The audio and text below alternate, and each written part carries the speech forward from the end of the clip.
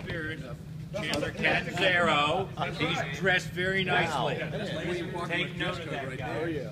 I like that. Why aren't all players dressed this way? Somebody just sent a picture of this championship. Yeah, I know, really.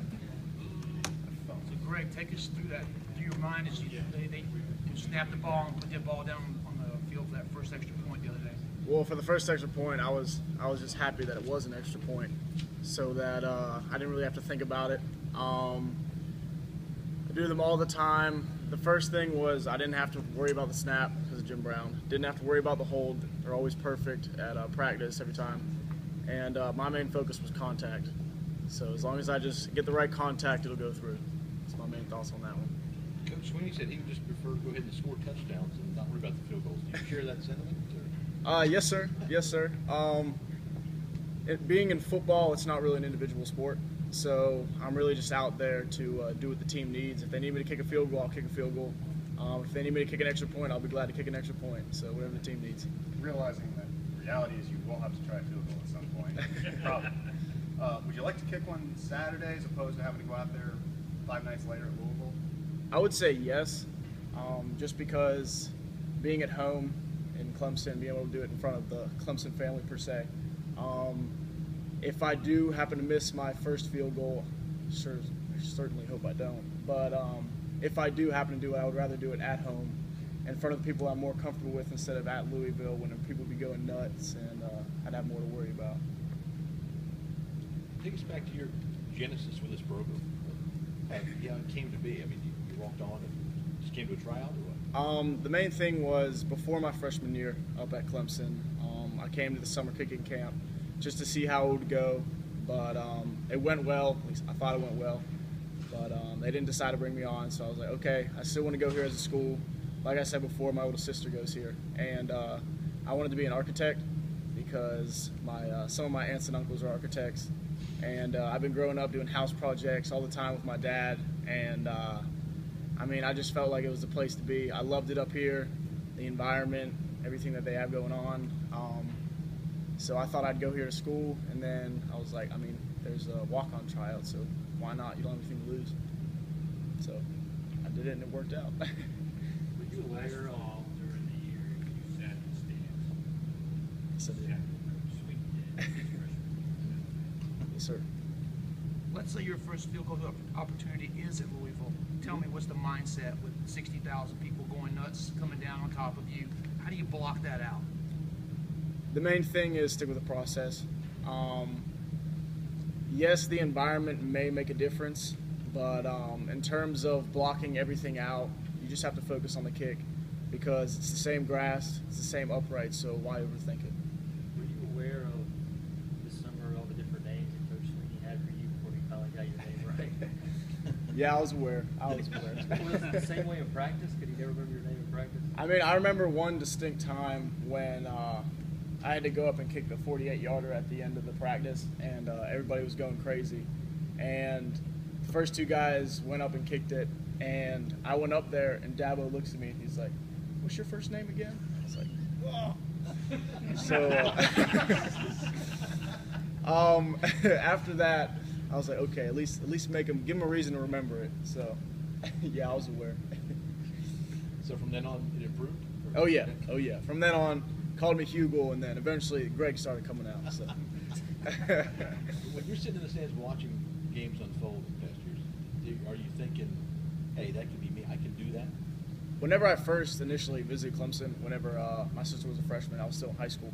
I remember my first game, I surprised her for her birthday, and I was in the upper stands. And I came down and surprised her and everything, and I was sitting there. I was like, this is awesome. It was my first Clemson game, and I really didn't know what to expect. Saw them run down the hill, everything, and I never thought that I could be in that position, but it was really just a dream for me, and I'm glad that it came true. Well, I guess Catman was kicking that. Yes, sir. Yes, sir. Have you talked to him ever? Have you ever had a chance to Catanzaro? Yeah. Yes, sir. Yes, sir. Actually, I work with Dan Orner, and he's just one of my kicking coaches that I go to.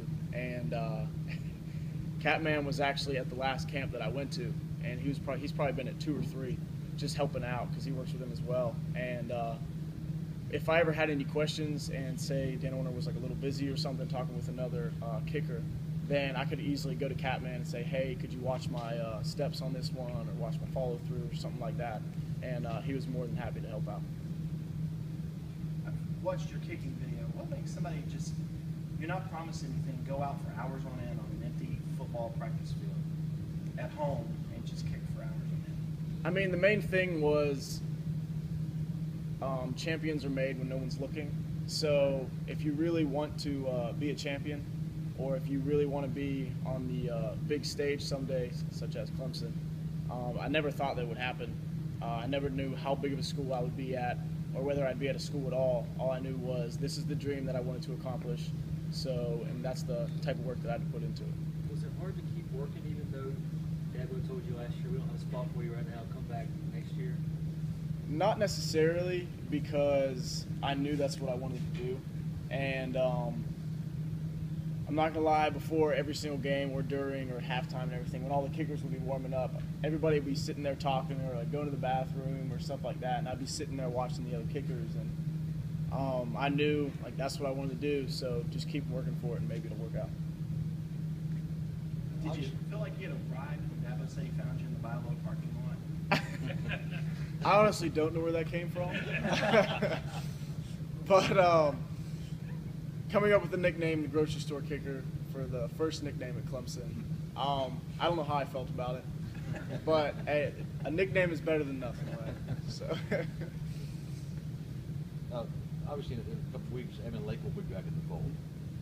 How do you anticipate that going? And obviously, it's going to be open competition again. Yes, sir. I haven't really thought about it. Like Coach says all the time, season starts. It'd be starting yesterday. It's a 1-week season, and the only thing you have to worry about is that week itself. But for whenever he comes back, I would say the pressure is a lot more, and it doesn't really change anything though. I've been working at practice, and he'd be coming up to me, giving me pointers like, "Hey, it's all about the process." We talk about some things, work on the form, and I don't really look at him as a competitor right now. I just look at him as a teammate. But I know whenever he comes back, he'll definitely give me a run for my money. When did you start kicking in high school? Did you give up?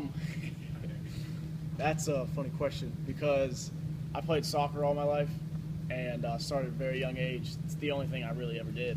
And my brother, Steve, actually kicked at USC.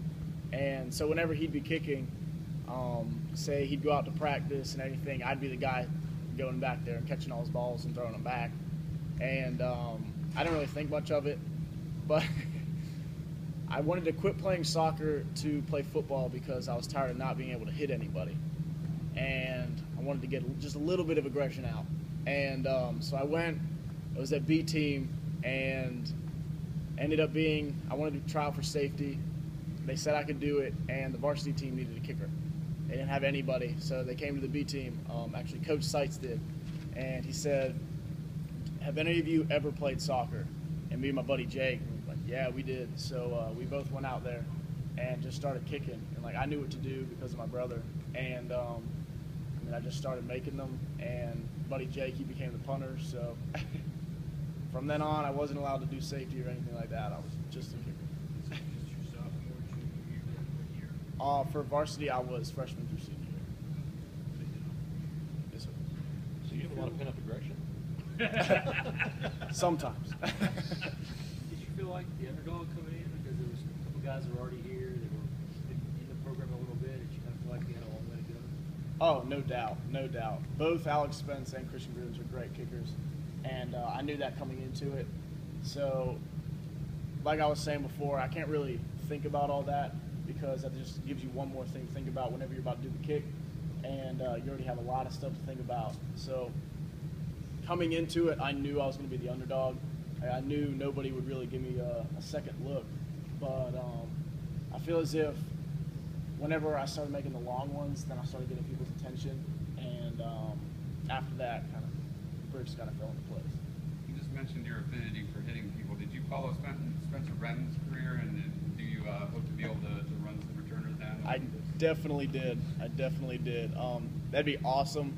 I do remember a couple of times in high school when I thought I'd be able to lay a guy out, and I failed miserably. But having the opportunity would be really cool.